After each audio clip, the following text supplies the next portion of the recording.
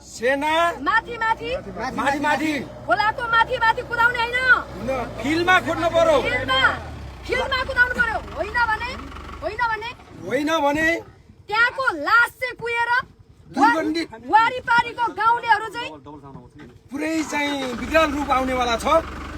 तसर्थ सरकार होसियार छिटो भन्दा छिटो उद्धार होस् लासहरूको। देशमा एउटा संकटकाल घोषणा गरेर नेपालभरिका आर्मी पुलिस राजनीतिक दलका भातृ संगठनहरू लगायत सम्पूर्ण चाहिँ खोलाको किनारमा नयाँ बिनामा खोज्नु पर्यो।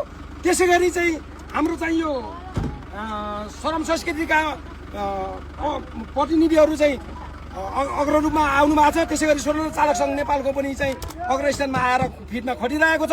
भन्दै तपाईँहरू पनि माथि कुद्ने होइन, मोबाइल हेर्ने होइन, फिल्डमा आउनुहोस्, सहयोग गर्नुहोस्, उद्धार गर्नुहोस्। खानेकुरा पछि दिनु होला। अहिले बिरामी र लासको व्यवस्थापन गर्न लाग्नु